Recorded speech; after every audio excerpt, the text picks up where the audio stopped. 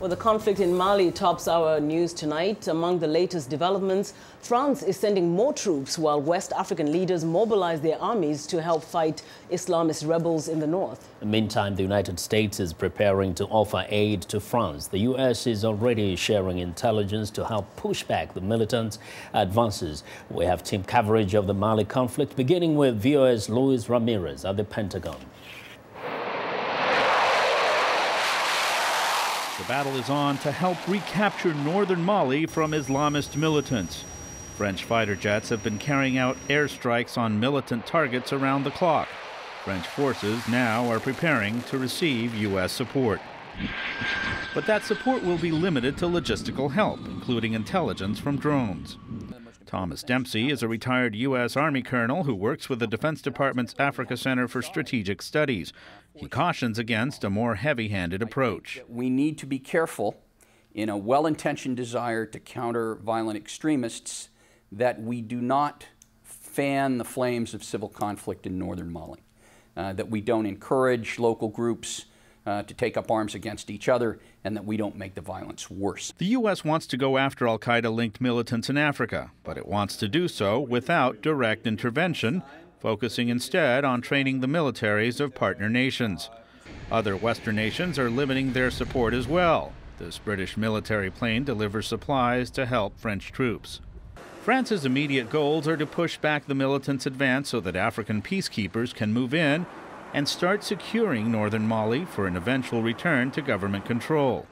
But after last year's military coup, there is no functional legitimate government to retake control. And there is no long-term plan in place, which Dempsey says makes it difficult for the United States to offer more direct assistance. You need to know where you want to end up before you start. I'm not convinced that everybody involved here has a clear picture of where we want to end up. The French intervention came at the request of Mali's interim leaders. Next will be the task of replacing those leaders with a legitimate and stable government that can take control of the north. It is a process that could take years. Luis Ramirez, VOA News at the Pentagon. Well, French defense officials admit that they are facing a formidable enemy in Mali, so they are deploying more soldiers to the former French colony. France already has 750 troops on the ground in Mali, plus air support. Now, President Francois Hollande says France will stay in Mali until an African-led force is in place. It could take a week for the West African troops to deploy.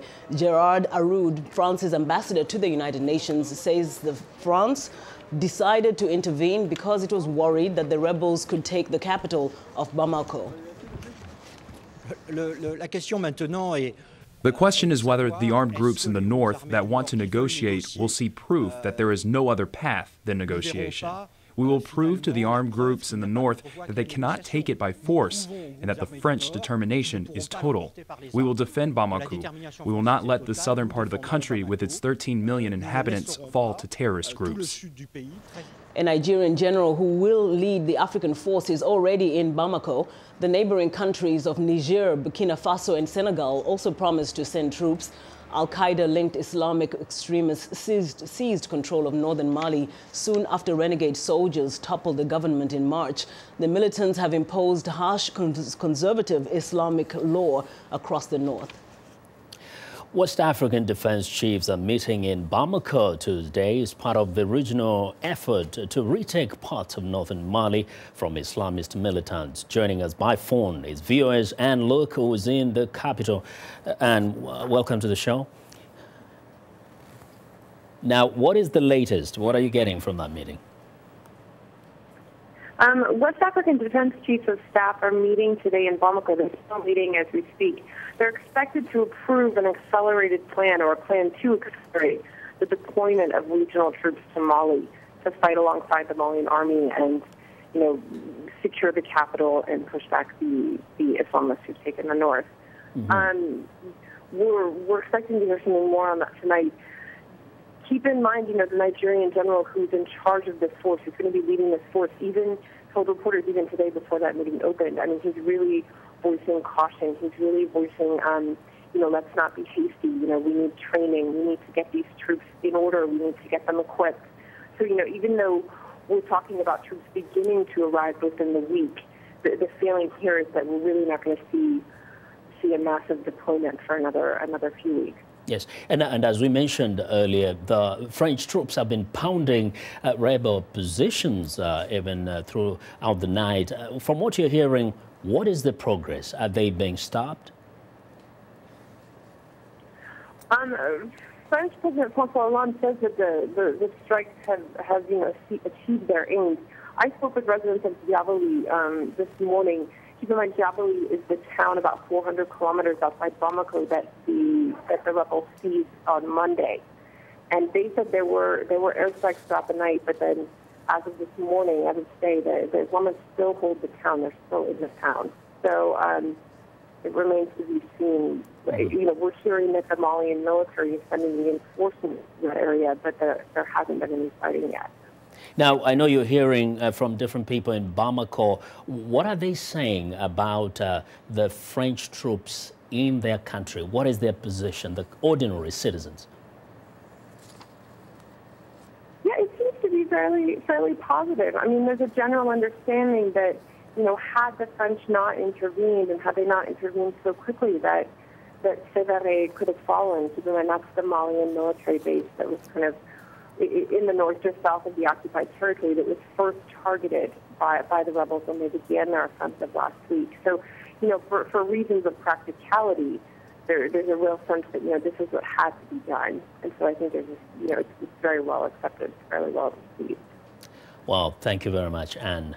And be sure we'll be having you here very frequently because we are staying on that story. That was VOA's Anne Luke reporting from Bamako, Mali.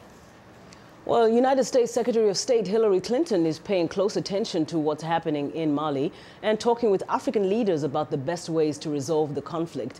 VOA correspondent Scott Stearns joins us now from the State Department with more. Hello, Scott. Thanks for joining us today. Sure thing, Demiaki. First, before we go to Secretary Clinton's dialogue or conversations with the African leaders, the position that is being given by the Pentagon about the possible ramifications of intervention that France is already doing and also the possible way out. Is the State Department in agreement with some of those concerns?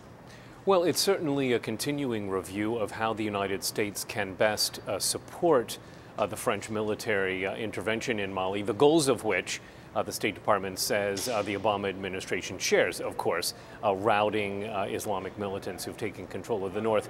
As you heard in Luis's spot, that has so far focused generally on intelligence from military drones. As you recall, Secretary Clinton linked these al-Qaeda in the Islamic Maghreb militants in northern Mali to the attack, last September attack, on the U.S. mission in the Libyan city of Benghazi. So you might imagine that the U.S. has been surveilling these forces in the north for quite some time. Additional assistance that might come would include aerial refueling of French jets and perhaps some assistance in actually transporting French troops.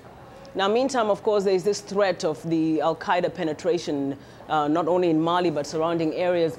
With that in mind, it seems as though, even though that's what the French right now seems to be putting on its priority, the U.S. is still really stressing the importance of restoration of democracy first in Mali. Is that a precondition for the U.S. to give more assistance? What exactly is that? I wouldn't call it a precondition, but the State Department makes clear that there can be no only security solution to the problem in northern Mali. Of course, the threat of Islamic extremism across the Sahel affects, many countries, many departments here at State, including the U.S. Special Envoy for Sudan and South Sudan, Princeton Lyman.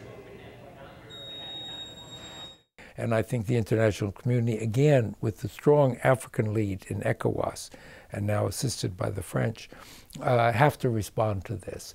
I think the loss of democracy in Mali was a great tragedy. This was one of the great success stories. And there has to be work to restore democracy there. But generally...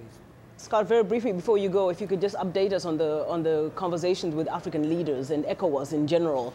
How much information are they giving about what they need in terms of helping them resolve the situation in Mali? Sure. The United States is ready to send trainers this week to ECOWAS countries that will be participating in the intervention force.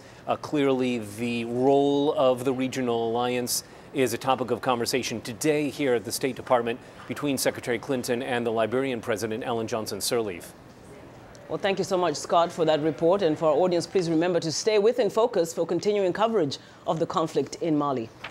Of course, we want to know what you think about In Focus and the stories we cover. Join the conversation on Facebook. The address is VOA In Focus. And you can check our African headlines 24/7 at voaafrica.com.